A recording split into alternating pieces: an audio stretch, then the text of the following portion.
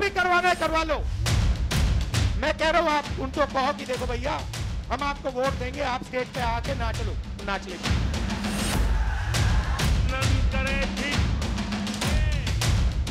ये कांग्रेस और ये आरजेडी के लोग क्या कर रहे हैं?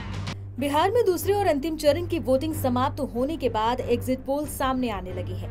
इलेक्शन रिसर्च की अलग अलग एजेंसियां एग्जिट पोल में ये बता रही हैं कि राज्य में किसकी सरकार बनेगी। अभी तक सामने आई ज्यादातर सर्वे एजेंसियों ने एनडीए को स्पष्ट बहुमत के साथ सरकार में आने की बात कही है। ज्यादातर सर्वे एजेंसियों के एग्जिट पोल में एनडीए को बहुमत बताया गया है, जिसके आधार पर ये कहा जा रहा है कि बिहार में फिर से नीतीश कुमार है। आपको बता दें कि तेजस्वी ने पूरी ताकत से चुनाव लड़ा, लेकिन एग्जिट पोल में वो पिछड़ते नजर आ रहे हैं। दूसरी ओर सोशल मीडिया पर धूम मचाने वाली प्रशांत किशोर की party Jan Suraaj exit poll में 5 में से 0 सीटें लाती नजर आ रही हैं। उल्लेखनीय है कि बिहार में विधानसभा की कुल 243 सीटें हैं। यहाँ बहुमत का आंकड़ा 122 है। राज्य में इस समय एनडीए की सरकार है और दूसरी ओर विपक्ष में आरजेडी, कांग्रेस, लेफ्ट और वीआईपी का महागठबंधन है। दोनों गठबंधनों ने चुनाव प्रचार में अपनी अपनी जीत का दावा किया था। अब एग्जिट पोल में सर्वे एजेंसियां क्या कहती हैं, ये आगे आपको बताते हैं।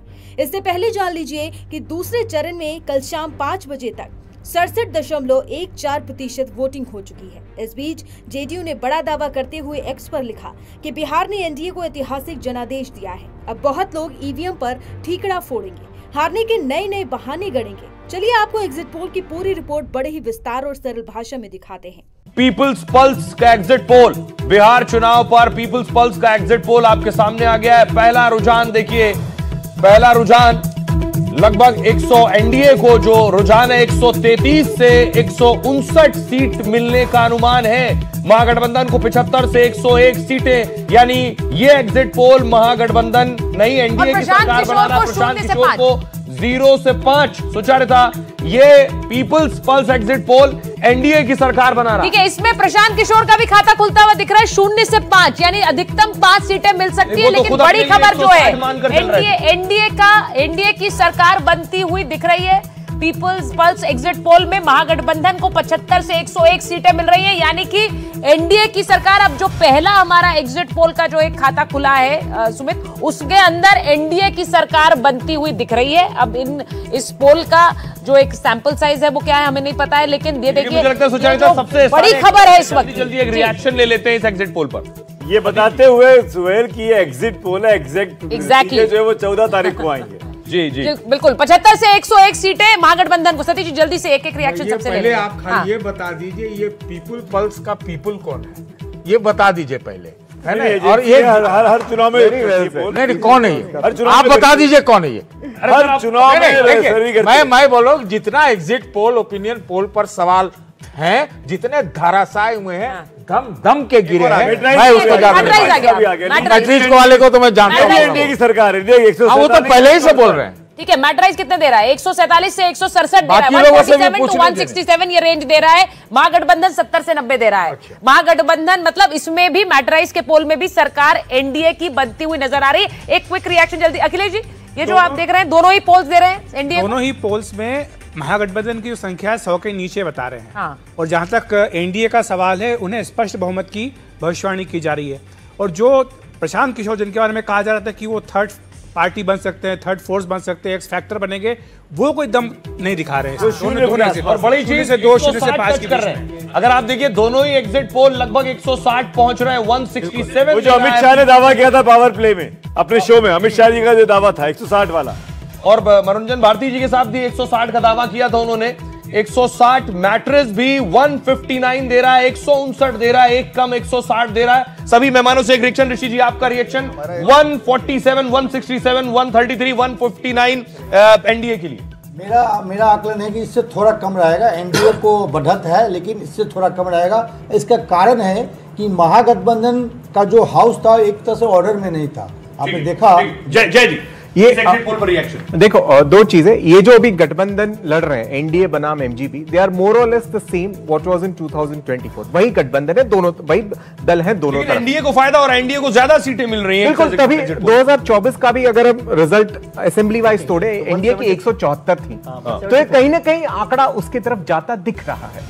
विजय जी, एक और एग्जिट पोल में 2 से 3 सीटें एमआईएम को भी जाती हुई नजर आ रही हैं। एमआईएम को, असदुद्दीन ओवैसी की पार्टी को भी 2 से 3 सीटें जाती हुई दिख रही हैं। अब ये वोट शेयर भी आपके स्क्रीन पर है। महागठबंधन को 37% वोट, ये मैटराइज का पोल है। प्रशांत किशोर की पार्टी को 5% वोट। अब 5% वोट अगर प्रशांत किशोर की पार्टी ला रही है, वो अपना आंकड़ा हमें दे रहे थे पावर प्ले में 10 या 140। अजीत जी कुछ बोलना चाह रहे हैं। अजीत जी, देखिए, पहला तो एग्जिट पोल फॉल्स प्रूफ कर रहा है, यदि वो सही है कि आरजेडी सिंगल लार्जेस्ट पार्टी पहली बार नहीं बनेगी। 1995 से करीब करीब हर चुनाव में आरजेडी सिंगल लार्जेस्ट पार्टी, तो वो खत्म हो गया। नंबर 2, ये क्लीन स्वीप है एनडीए के लिए, ऐसा स्वीप। लेकिन आप ये कैसे कह रहे हैं, ये आप कैसे कह रहे हैं कि आरजेडी लार्जेस्ट पार्टी? आप देख लीजिए नंबर्स ना, इतना ज्यादा एडवांटेज है एनडीए को। यदि ये एग्जिट पोल, अभी तो पता नहीं कांग्रेस का हाल क्या होने वाला है। कुछ भी हो,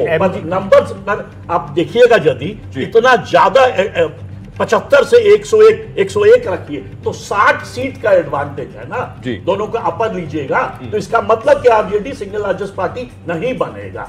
नंबर 2 कि ये क्लीन स्वीप है एनडीए के लिए। तो इसका मतलब ये है कि नीतीश की सीटें बढ़ रही हैं। इसका मतलब ये नीतीश की सीटें बढ़ रही है। और यदि ये एग्जिट पोल सही है, इसका मतलब कि विमेन का वन साइडेड वोट हुआ है एनडीए के। करके बता देता हूं, मेट्राइज के पोल में 53 से 58 आरजेडी है, कांग्रेस 10 से 12 है, लेफ्ट 9 से 14 है और वीआईपी 1 से 4। ये मेट्राइज के पोल का जो महागठबंधन के खाते का आंकड़ा है, उसका बाइफर्केशन बता रहा हूं। और इसी तरीके से अगर हम एनडीए की बात करें तो बीजेपी 65 से 73 और जेडीयू 67 से 75।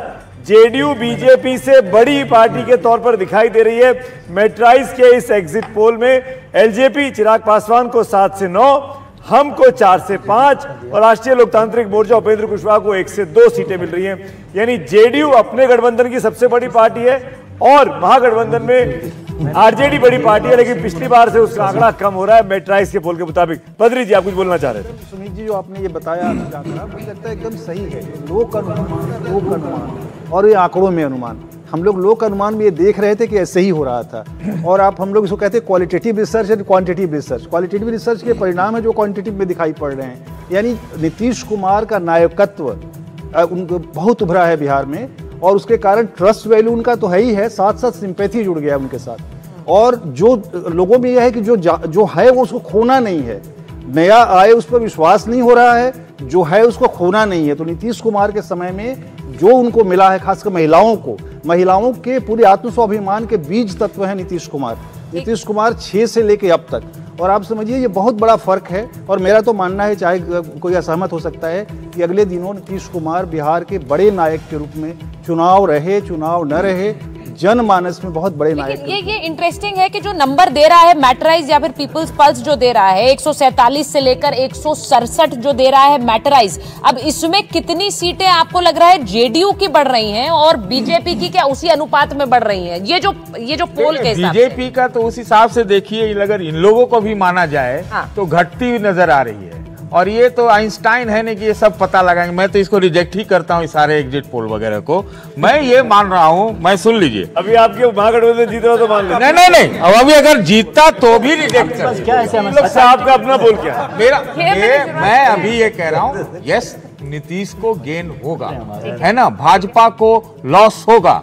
और अभी भी मैं कह रहा हूँ, जो आज वोटिंग परसेंटेज मैं देख पा रहा हूं, उससे मेरा अनुमान है कि महागठबंधन को स्लाइट एज है। आप स्लाइट एज पर आप खड़े रहिए। मैं इस सब पर थोड़ा एम्फसाइज करना चाहता हूं। इसमें सतीश जी की जो बात है उसमें मैं एक बात जोड़ देता हूं। जो पिछला विधानसभा चुनाव हुआ था उसमें चिराग पासवान ने अलग चुनाव लड़ा। बिल्कुल। तो चिराग पासवान के अलग चुनाव लड़ने से जेडीयू को नुकसान हुआ, लेकिन आरजेडी को फायदा हुआ था। इसलिए आरजेडी और बीजेपी बराबरी की टक्कर में आ गए थे।